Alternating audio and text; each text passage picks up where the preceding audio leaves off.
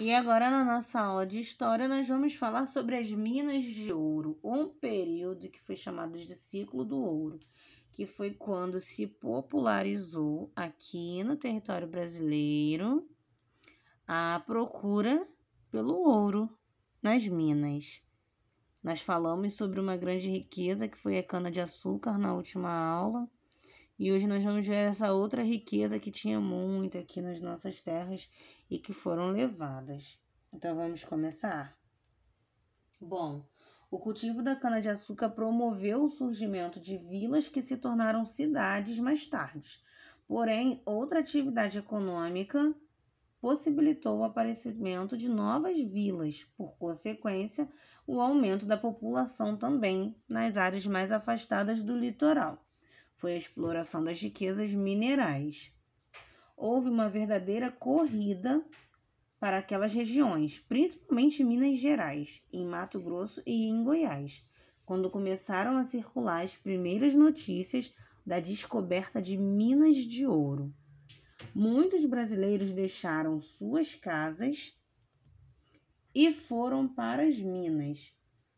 O rei de Portugal, que nessa época governava o Brasil, queria tirar o máximo de proveito dessa nova atividade econômica e taxou o ouro com impostos pesados, dentre eles o famoso quinto, que obrigava os mineradores a pagar 20% de todo o ouro produzido no Brasil para Portugal. Então, mais uma vez, Portugal tirando vantagem das nossas riquezas e do nosso território. O ouro era achado aqui, mas ele obrigava todo mundo a dar o ouro para ele. Não tudo, mas 20%. Mas que não deveria, né? Ele não teve nem trabalho para procurar, mas tudo bem. E quem ficou com boa parte do ouro brasileiro foi a Inglaterra, na verdade. Embora o rei de Portugal fizesse essa cobrança desses impostos, a Inglaterra era um país que produzia e vendia mercadorias tanto para o Brasil quanto para Portugal. Com a mineração brasileira, a Inglaterra acumulou grandes reservas de metais que contribuíram para que esse país se transformasse em uma grande potência econômica mundial naquela época, por causa do comércio que ele tinha com o Brasil e Portugal. E já no finalzinho do século XVIII, a mineração começou a declinar, porque o minerador não possuía tecnologia para explorar o ouro. E aí era muito difícil de chegar em alguns lugares. E também os donos das minas ficaram numa situação muito difícil, porque o Brasil deveria pagar para Portugal o imposto. E se isso não acontecesse, se eles não pagassem, eles haveriam a derrama, que era uma cobrança de impostos atrasados, que você está vendo aí, ó. Que diabos será isso? Sei lá, mas se veio de Portugal não é boa coisa. Ali eles já estavam percebendo, né? Então tinha que pagar o quinto, que era 20% do ouro encontrado para o rei. Se não pagasse o quinto, tinha que pagar a derrama, que era essa cobrança de impostos, mas era uma cobrança muito mais pesada. Pode ver que quem está segurando a derrama ali é um esqueleto, né? Que representa uma coisa de temor. Bom, essa medida da derrama tomada por Portugal provocou um grande problema, um descontentamento entre os mineiros e gerou várias revoltas, dentre elas a mais destacada a Inconfidência Mineira, que por causa desses excessos e desse abuso do rei de Portugal, os mineiros, as pessoas que moravam em Minas, se juntaram e começaram a confabular contra o rei, uma maneira de tirar o rei do poder, dele não fazer mais isso, né? Não pegar tantos impostos e pegar o dinheiro e o ouro que as pessoas achavam. A gente vai falar um pouquinho mais sobre a Inconfidência Mineira mais para frente, só que ela foi muito importante. Por causa dela, a gente tem até um feriado hoje em dia, que é em abril, que a gente fala que é o dia de Tiradentes,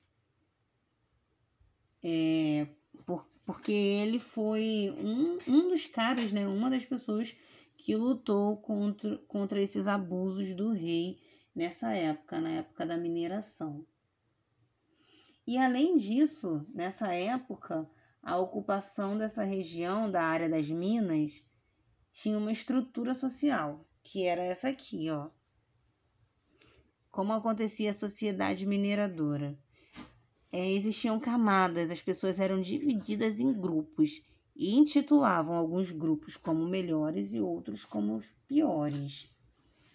Faziam parte dessas ordens aí em setores os mais ricos, como os mineradores e os fazendeiros da região, tinham os setores médios, onde tinham os profissionais de diversas áreas, como os donos de estabelecimentos, vendas de lojas que tinha ali na região para as pessoas também poderem comprar as coisas. E ainda haviam pequenos roceiros e chamados de faiscadores, que eram pessoas nômades que mineravam por conta própria. Por fim, havia na sociedade mineradora pessoas sem função definida, pessoas pobres, pessoas que viviam na miséria pelas ruas da região em Minas. O governo frequentemente usava essas pessoas à força na construção de prisões ou como oficiais de guarda privada de mineiros e fazendeiros também mais ricos. E geralmente o salário era muito, muito baixo, não dava praticamente para nada. Os habitantes da região eram, em sua maioria, mestiços, ou seja, misturados, por conta da forma de habitação que ocorreu na região. Como os bandeirantes ocuparam também a área por causa das entradas, eles acabaram também se misturando, tendo filhos com os indígenas. Eles faziam isso também como uma forma de aliança, como a gente já tinha visto mais para trás sobre os indígenas. Então, por isso que a população era mestiça, porque eram muitas misturas de etnias. E também tinham as mercadorias de outras regiões do Brasil e até de Portugal que eram trazidas para serem vendidas nesses lugares, na região de mineradores, que é o que você está vendo aí na foto agora. Nessa época, por causa dessa comercialização, o comércio se ampliou e muitas pessoas começaram a andar pelas ruas. Então, um lugar que era praticamente inabitado começou a formar cidades, na verdade, vilas, depois cidades, e foi se expandindo, porque muitas pessoas foram para lá. Não só os mineradores para procurar ouro, mas foram pessoas que faziam as comidas, pessoas que vendiam, pessoas que tomavam conta, pessoas que começaram a ir para lá para ver se encontravam alguma coisa também, levavam guardas. Então, acabou crescendo bastante a população dessa área. E foi uma forma de fazer aumentar o povoamento do território brasileiro. Trabalhadores como sapateiros, barbeiros, carpinteiros e funcionários do governo português também apareciam nesses lugares para atender às necessidades da população.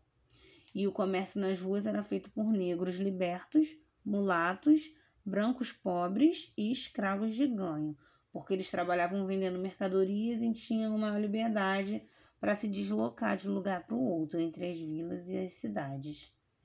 Bom, assim era a população na época da mineração. Então, agora que já está tudo explicado, vamos para a atividade.